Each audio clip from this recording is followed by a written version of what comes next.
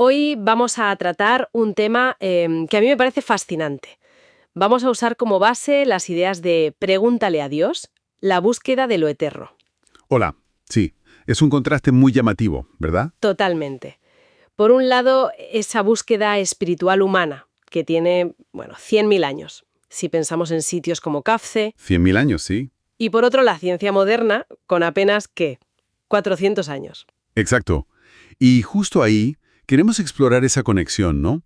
Entre esa, digamos, intuición de lo divino, cómo surge la civilización, y cómo esa relación inicial entre fe y razón quizá nos dice algo sobre la crisis de sentido actual. Eso es. La idea es destilar un poco las claves de estas fuentes. Efectivamente. Y un buen punto de partida es la arqueología, que está cambiando bastante la perspectiva.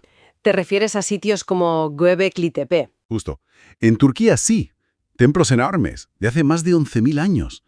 Lo increíble es que sugieren que la organización social compleja, las ciudades y demás, Ajá. no vinieron antes de la religión, sino que pudo ser al revés, que la religión, esa necesidad de conectar con algo más grande, fuera el motor. O sea que eso desafía la idea clásica de que primero nos asentamos, creamos la agricultura, las ciudades, y luego ya nos dio por pensar en dioses, ¿no? Exactamente.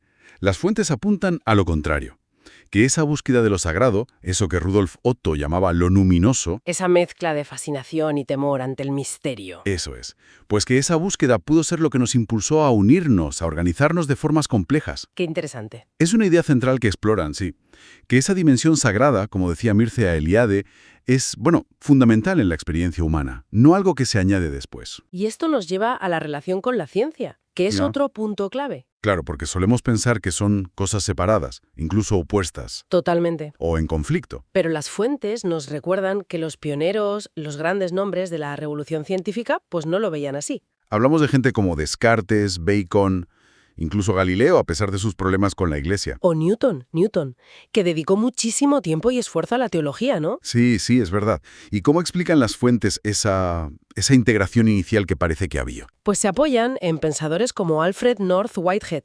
Él argumentaba algo potente, que la ciencia moderna surgió precisamente porque había una cosmovisión teológica detrás. ¿Cómo es eso? La creencia en un Dios racional, que había creado un universo ordenado, con leyes, cognoscible. Eso dio a los científicos la confianza para buscar esas leyes universales. O sea, la fe, en ese contexto, no era un obstáculo. Entiendo, Era, digamos, el marco que posibilitaba la investigación. ya. Pero, claro, ese marco parece que se ha perdido hoy en día.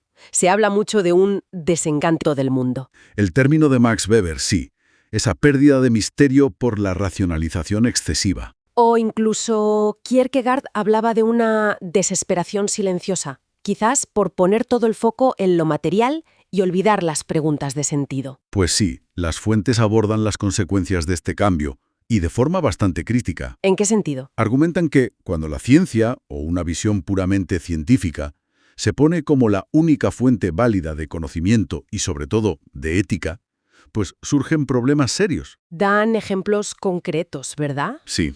Mencionan informes como el GEO6 de la ONU, por ejemplo. Vinculan el modelo de desarrollo tecnológico y de consumo actual con problemas ambientales gravísimos y también de salud pública.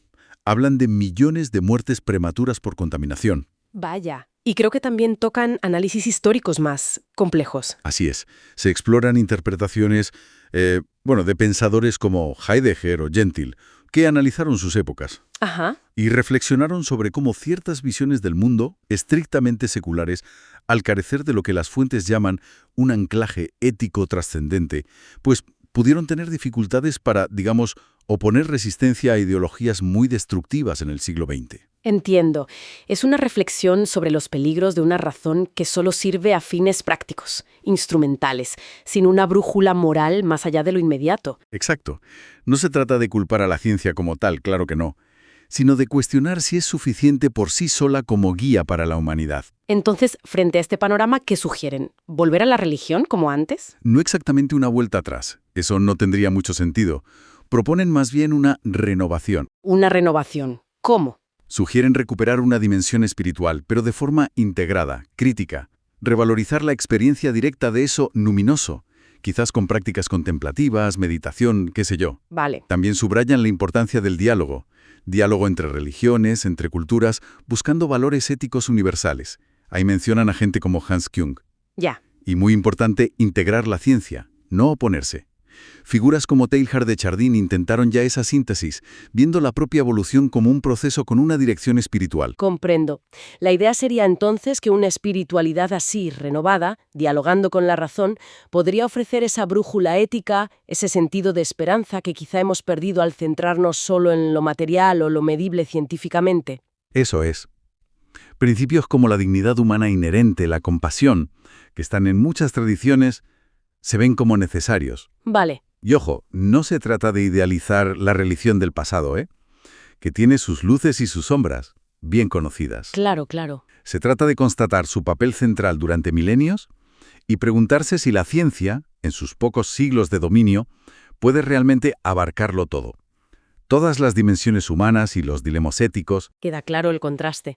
100.000 años de búsqueda espiritual, de sentido, frente a 400 años de ciencia y tecnología que, bueno, con todos sus beneficios innegables, también nos han traído a crisis globales, ecológicas, de sentido, existenciales, vamos. Esa es la síntesis final, sí. La religión como un pilar histórico fundamental, su relación inicial, inesperada quizá, con la ciencia y los riesgos que vemos hoy de un desequilibrio, donde la técnica avanza muy rápido, pero sin un marco ético fuerte que la guíe.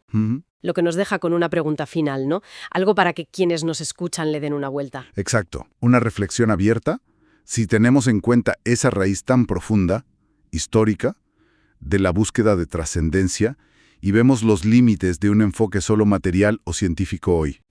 ¿Cómo podría una recuperación consciente de esa dimensión de lo sagrado, de lo luminoso, pero no en plan de oposición, sino en diálogo crítico, constructivo, con la razón y con la ciencia, cómo podría eso ofrecernos nuevas perspectivas para afrontar las crisis que tenemos encima?